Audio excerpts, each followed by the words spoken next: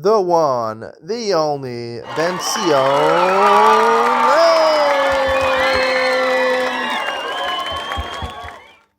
Good morning and welcome to Yeshiva YouTube table Enabled as we continue Hilchah Shabbos, Or Chaim, Siman Reish and Tet 259. We're talking about more of Dinei Hatmana, but as it relates to the Muksa aspect of Dinei Hatmana, what you're actually insulating with, if it's something which is Muksa, what do you do? Aleph, Muchin, Perish, Kol Davar Rach, Koren Muchin, Hilon Semer Gefen, Elisha, Semer Rach, Shabehema, Giras, Gadam Bluyim. Let's say you have things which are Muksa. For example, cotton that was not fashioned in the cotton swabs for your ears. Raw pieces of cotton or wool that was, not made into clothes yet. It's muksa. It's not made into something that people use. You weren't miyachid it. You didn't set it aside for a particular use. Shetamud b'henderach mikra. You happen to have insulated with these things. Also, a talon. You can't move them. You can't move it away. It's muksa.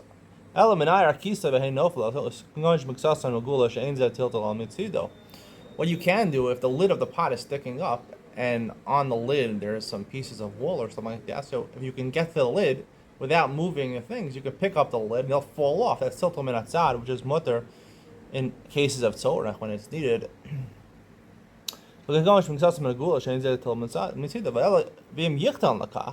you took this wool and you said, before Shabbos, I am miyachid this in your mind. Some people hold you have to do it with an actual action. You have to, when you place it, you have to fashion it, sew them together or glue them together. It's a machlokas, whether you need a ma'isa or just machshava, that I plan on using this for hatmana on Shabbos. So then it's okay, it's not moksa. Mutter l'tatlan, then you can move them. Avam tamad begize semer.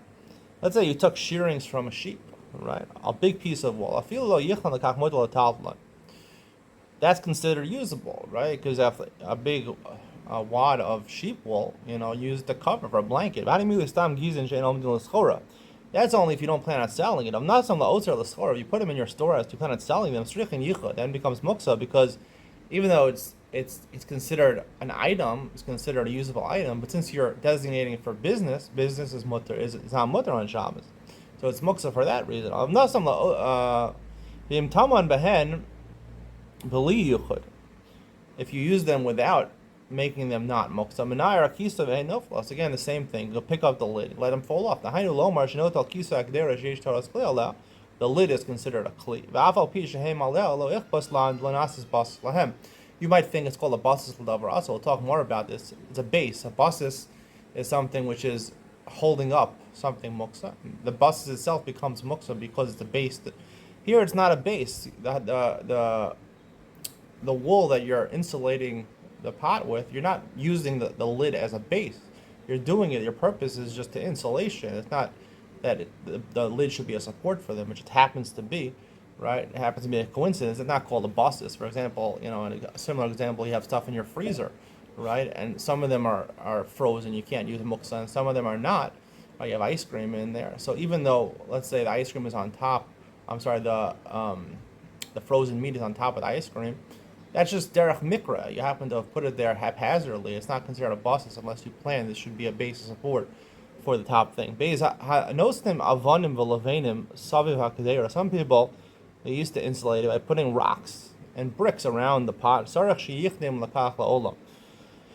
You have to set them aside. Say they're not muksa.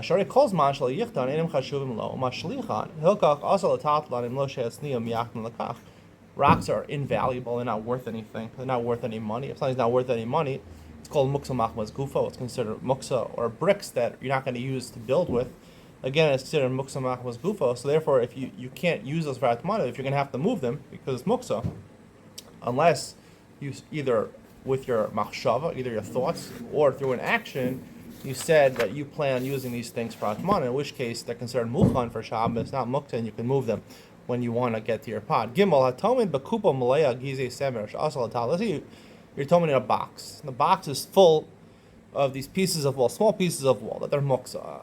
V'hotzia kedera. You're able to get the pot out. Kol zman shel kalkala aguma. As long as the pile is still in its form, yachal achzir. You can put it back in Shabbos. It's not called re-hatmana. In this kalkala lo yachzirana.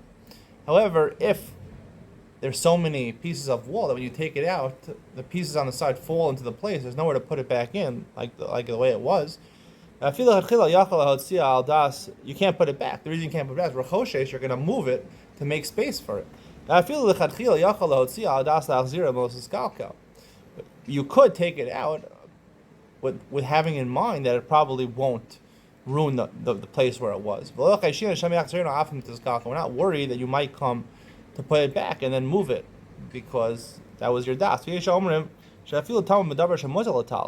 if you insulate it with something like towel or something like that, in this kalkala gumar, or something that basically was you have pieces of fur or something like that, or pieces of wool that were you were using them. It's kalkala gumal yaksir.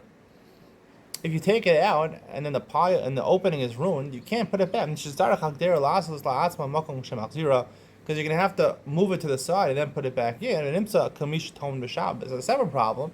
It's like doing hatmana l'chadchil on Shabbos, right? We said if you did hatmana before Shabbos, you can return it on Shabbos. But here it's like a new hatmana because you have to fix the pile to make room for it. So therefore it's hatmana. Again, these are only isurim derabanan, so probably we'd go the kula, the mekel shita, that if it's mutal taltal, you could put it back even though in this kalkala haguma, even though the opening was ruined. Dalet tamar b'davar she'eno nital.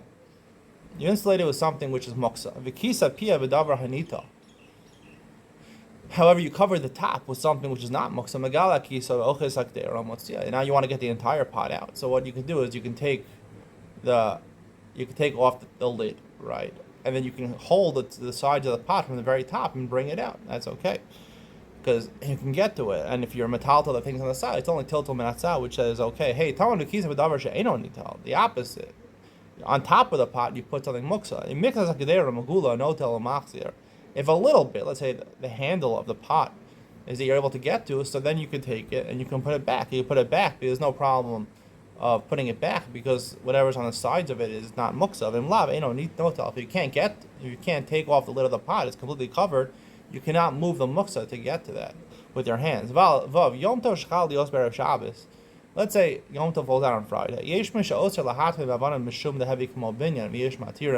Some say, a lot of people, I guess, have the custom to do hatmana with bricks or with stones, right? So some people say you can't do this on Yom Tov, even though Yom Tov, before Shabbos, right? Hatmana is not asur on Yom Tov technically, but it's a separate problem of michzik binyan. It looks like you're building when you're building an insulation with rock, so it looks like you're building, so therefore it's not allowed. Yesh matirim, that's not a matir, and Magen Ram says the reason is because of kavod Shabbos, and I guess we would pass like the Meichel opinion you could do this. Zayin tanur shabrichem ba'achamin v'sosman piv b'daf v'sorkin oso b'tit. Let's say you put a pot of cholent in your oven, and you plaster the opening so you can't get to it. Motor lister oso stima k'dei lahotzi achamin v'lastar of l'sosmo. You could open up that plaster and open up the oven and again shut it again.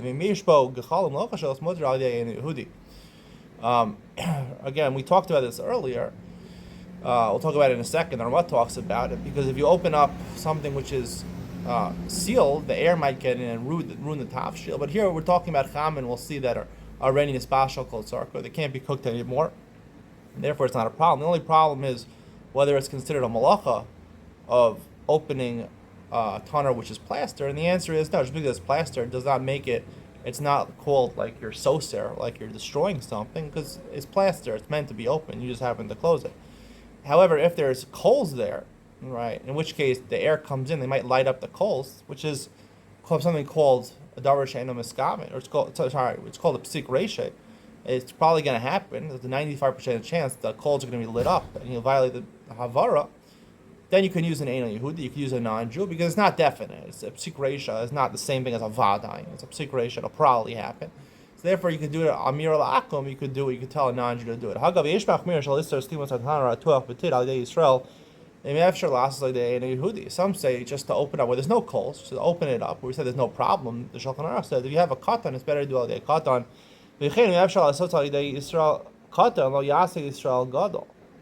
Sorry, right, if you could do it either to non-Jew, or if you could do it through a katan, a gadol should do it.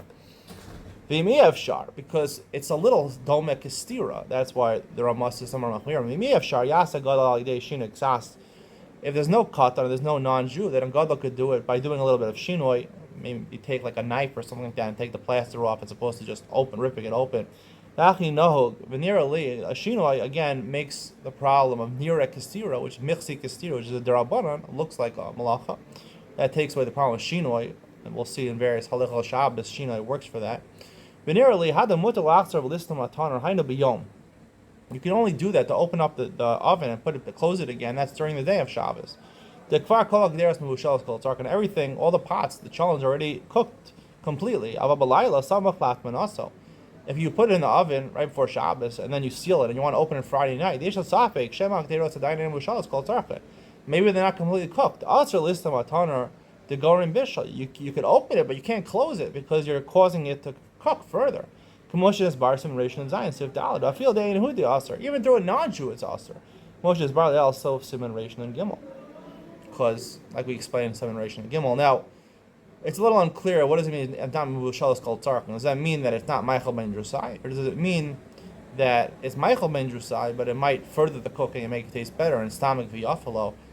I'll try to give you my perspective, Ian to lean on coming up next.